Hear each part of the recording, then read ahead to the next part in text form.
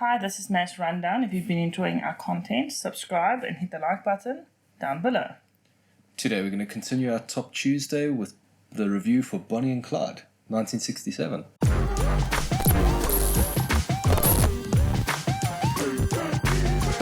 Bonnie and Clyde is a 1967 American biographical crime film, directed by Arthur Penn. It stars Warren Beatty as Clyde Barrow and Faye Dunaway as Bonnie Parker. The film also features Michael J. Pollard, Gene Hackman, and Estelle Parsons. It was also one of Gene Wilder's first feature films. The film is about Bonnie. She's a really bored waitress, and she meets Clyde, who's an ex-con. The two of them kind of fall in love and want a lot of excitement. It's almost as if they were adrenaline junkies, and they go off on a crime spree, robbing banks, stealing cars, and actually form a gang.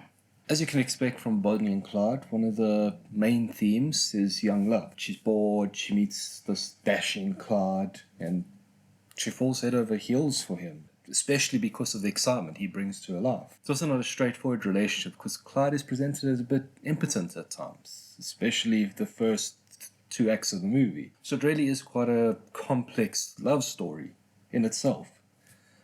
And it also touches on themes of loyalty, and they're a gang, they're a family, they stick together, everybody's looking out for each other, kind of. And Bonnie sticks with Clyde, and Clyde sticks with Bonnie throughout the movie. Another big theme is karma. The whole movie, there's almost this romanticized feeling to the crime, which, I'm quite wary of.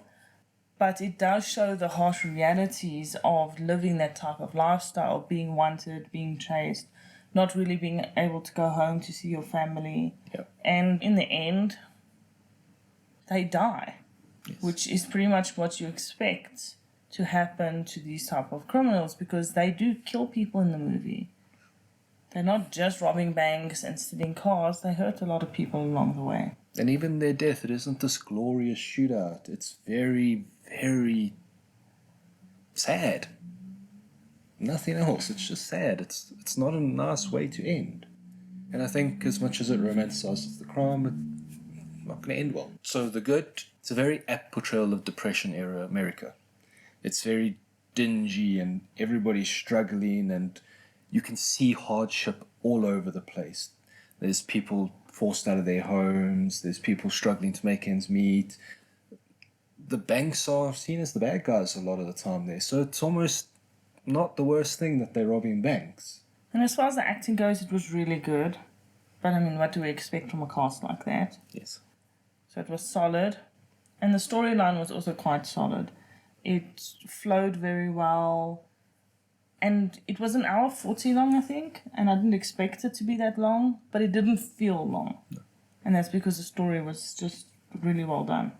And I think there was surprisingly a lot of comedy in it. But not like over-the-top comedy. It was these elements of humor throughout the movie just to break the tension. And it was done very effectively. I particularly like Gene Wilder's character. He is completely different from everybody else on that set. When he came into the movie, things changed suddenly. It became a lot lighter. It was a lot funnier.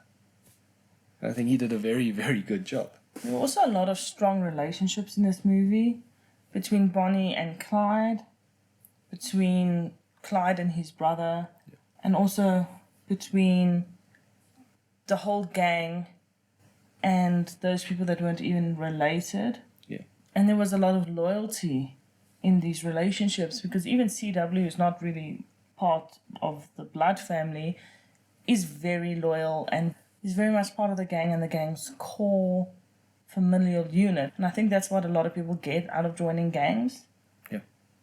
There's some hardships, and in this case it was the Great Depression, and someone offers you a place where you belong. And then, of course, when you look at a movie that's more than 50 years old, did it age well? And yes, this movie aged very well. It was watchable, I was entertained the whole way through, the pacing wasn't poor, everything works still. Just as far as the bad goes, I think the only thing that really showed the age of the movie was the music. Yeah. And not to say that the music was bad, it's just that very different to what we're used to. Yes. Very much that old hillbilly type music, with the car chases, it broke it a little bit because it was comedic, and I don't think it was supposed to be comedic. And then, of course, being a 50-year-old movie, the film grade was a little poor quality, but especially in one scene, it's particularly bad. But I think you expect something like that. It's not filmed digitally like nowadays. So yeah, you expect a bit of grain, and that's fine. Overall, the movie was much better than what we expected. Yeah. And it was gripping throughout, which was great. And as far as ratings go, I would give it a 7.5. And I give it an 8.5. So that leaves it with an 8. Yeah. Pretty solid score. And just in terms of who should watch it, I think pretty much anyone who hasn't seen it, or if you want to just give it a watch again because you've watched it such a long time ago. Yes. It's a really fun movie and worth a watch. Definitely. So if you've already seen the movie, what did you think of Bonnie and Clyde? Let us know in the comments down below. Bye. Later.